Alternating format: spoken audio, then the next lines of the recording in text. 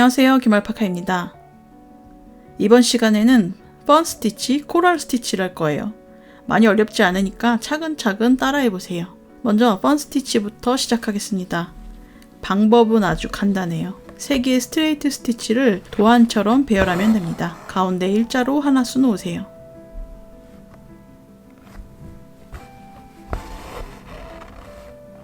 이제 왼쪽 사선의 끝으로 나옵니다.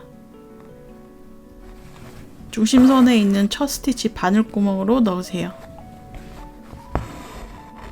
사선 스티치가 생겼죠? 이어서 맞은편인 오른쪽으로 나오세요. 똑같은 바늘구멍으로 넣습니다. 또 사선 스티치가 만들어졌죠? 이렇게 한 세트씩 반복하는 거예요. 가운데 일자,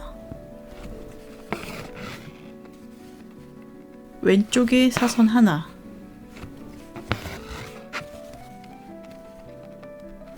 이어서 오른쪽에 사선 하나, 계속 선을 따라 반복합니다. 펀 스티치는 플라이 스티치와 비슷하게 생겼지만 수놓는 방법이 완전히 달라요. 플라이 스티치보다 좀 더 천에 바짝 붙은 느낌입니다. 저는 2가지 다 해보시는 걸 추천합니다. 자, 나머지 부분도 똑같이 수놓아서 채워주세요. 이제 코랄 스티치를 할 건데 진행 방향은 오른쪽에서 왼쪽입니다. 수놓기 전에 열펜으로 간격을 표시하세요. 표시한 곳마다 매듭 모양이 생길 거예요.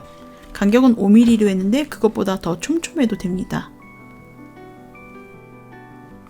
아까 제가 오른쪽에서 왼쪽으로 진행한다고 했었죠.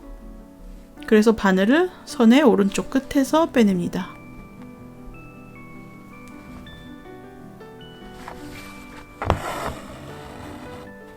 이제는 아까 표시해둔 곳을 수직으로 짧게 꿰어줍니다.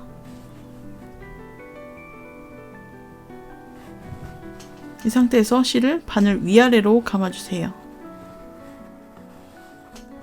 실을 바늘 오른편에 두고 바늘을 완전히 당기면서 실을 조여줍니다. 그러면 펜으로 표시한 부위에 매듭이 생기죠? 이걸 계속 반복해요. 왼쪽으로 이동해서 수직으로 꿰고 실을 바늘 위아래로 감습니다.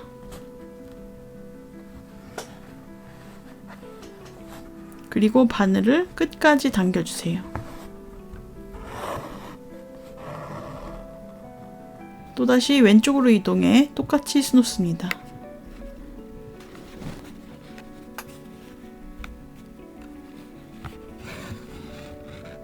코랄 스티치의 특징은 이렇게 수놓는 마디마다 매듭이 생기는 것이라고 할 수 있어요.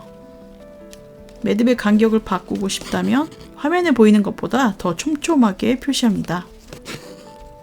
물론 간격을 일정하게 유지하려면 눈대중으로 수놓지 말고 자를 사용하세요. 계속해서 선이 끝나는 지점까지 코랄 스티치로 수놓으면 됩니다. 마무리할 때는 선의 왼쪽 끝에 바늘을 넣으세요.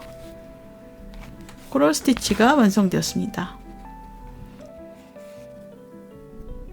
나머지 테두리는 2가닥으로 백스티치 하세요. 다음 시간에 새로운 스티치로 만나 뵙겠습니다.